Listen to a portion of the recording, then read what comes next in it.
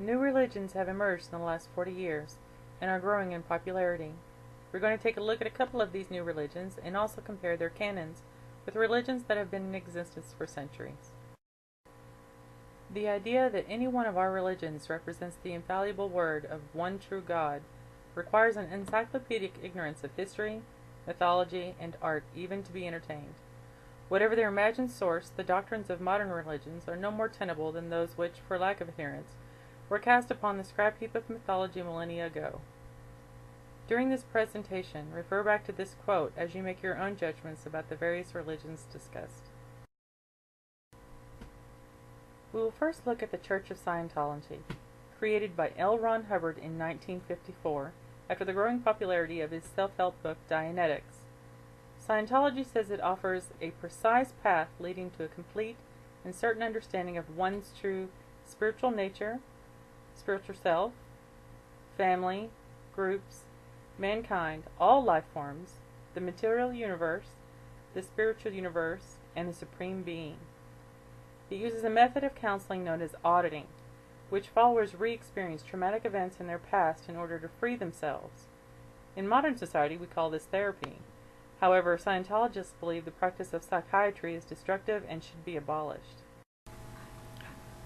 Controversy has focused on Scientology only offering materials on auditing courses and withholding other teachings from their followers until they have paid thousands of dollars to the church. Those who would have paid at least $100,000 to the church will learn how Xenu solved an overpopulation problem on his home planet by gathering billions of his fellow aliens and transporting them to Earth, and declaring we are descendants of those aliens. Simony can also be found in Christianity.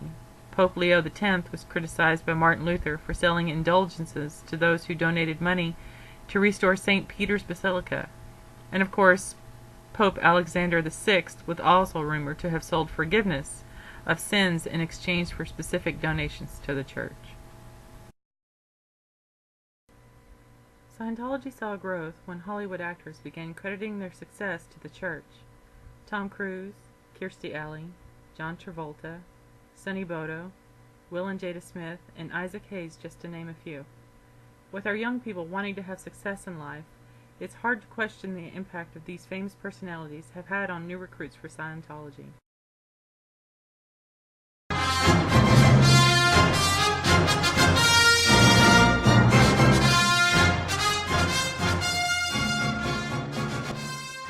In 1977, George Lucas released Episode 4, A New Hope, and with that came a philosophy new and profound to so many.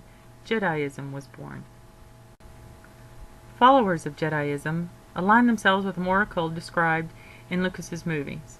Many different churches were founded based on this moral code, such as the Church of the Jedi, Temple of the Jedi Order, Church of Jediism, and the Jedi Church. The Jedi movement now claims more than 500,000 followers worldwide. It has even captured the attention of New Age guru Deepak Chopra.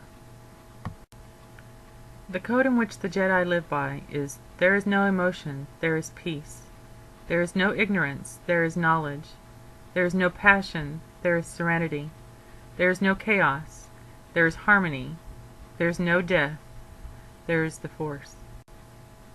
Although many may want to dismiss contemporary religion, imagine how Jews felt thousands of years ago when told of a new religion where a god impregnated a virgin woman, granted the son she gave birth to special powers to turn water into wine, create hundreds of loaves of bread from just one, cured people of blindness, then sacrificed his son to forgive us of our sins.